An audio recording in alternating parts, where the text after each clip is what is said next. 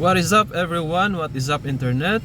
What is up to you YouTube? So long time no see mga higaligsoon. So in this video mga higaligsoon, let us try to respond sa ato ang mga commenters sa ato ang previous videos.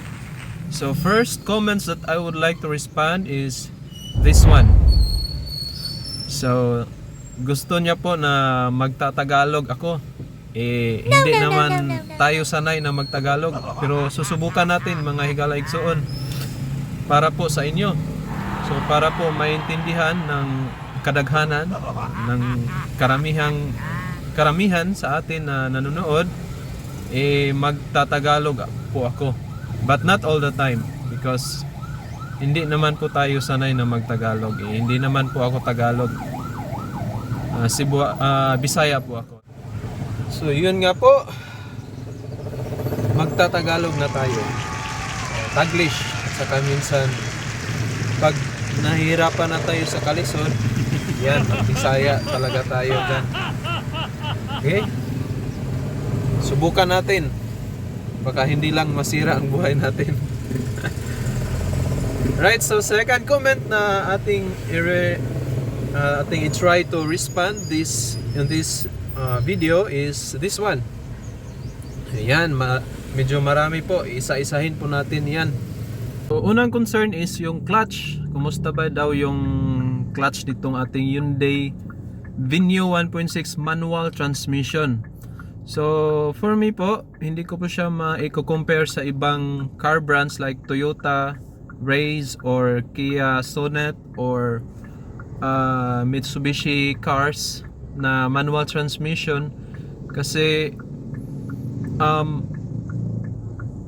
multicab lang po yung unang na-experience ko po na mag-drive ng manual po. So but for me, hindi naman po siya matigas, hindi rin ganon kalambot, maybe nasa middle lang.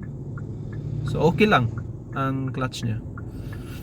And then wala po siyang hill start assist kasi manual transmission. So base model. Maybe sa ibang car brands na manual transmission may hill start assist, pero dito po sa Hyundai Venue wala po. So clutch is, for me personally, is okay, good.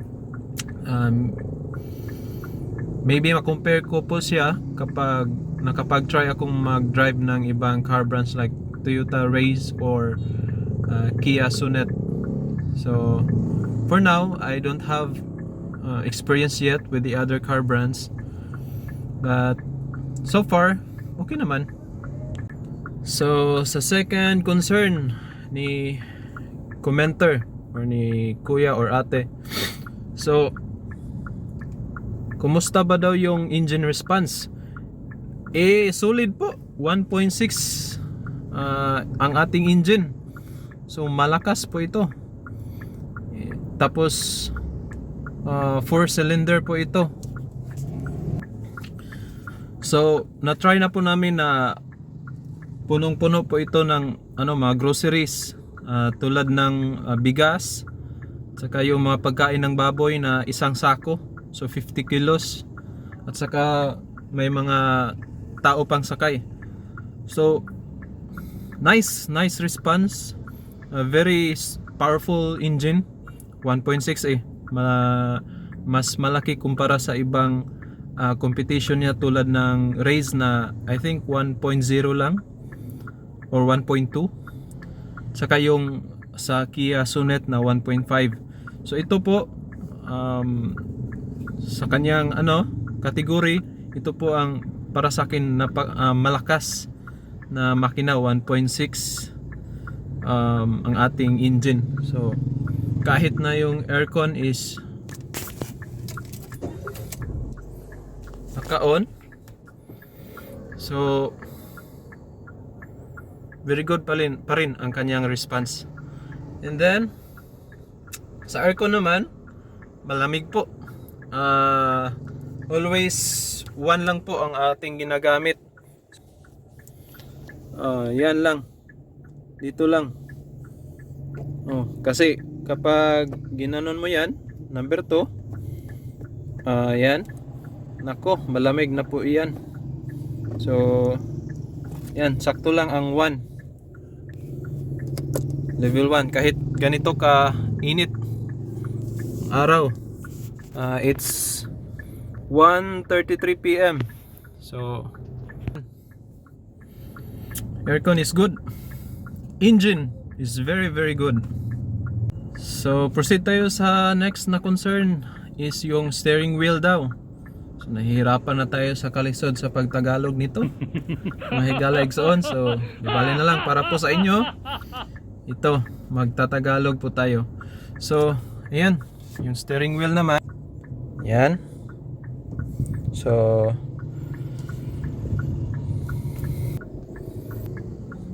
okay din naman. Malambot, magaan. Wala akong masabi kasi nakapag-drive ako ng multicab, alam nyo namang matigas talaga yun, mabigat. Pero ito ang gaan-gaan. Yan po. Sa adjustment naman, isa lang ang adjustment nito.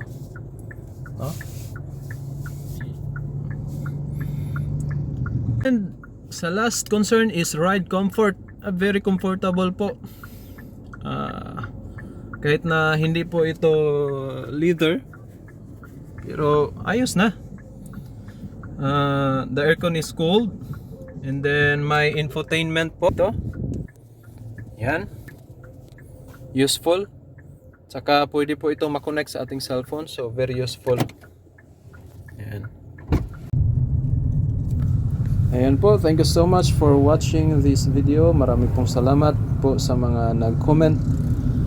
So paki-like naman po at paki-comment na rin sa ano pong gusto ninyong malaman sa ating Hyundai Venue na manual transmission. Nakuha po ko po itong unit na ito this year lang po, noong January 17, 2026 sa Hyundai Dumaguete. So yan, fresh experience pa lang po tayo sa ating unit na Hyundai Venue. So isa ring nagustuhan ko sa sasakyan na ito is ito po ay gawa talaga doon sa South Korea na factory.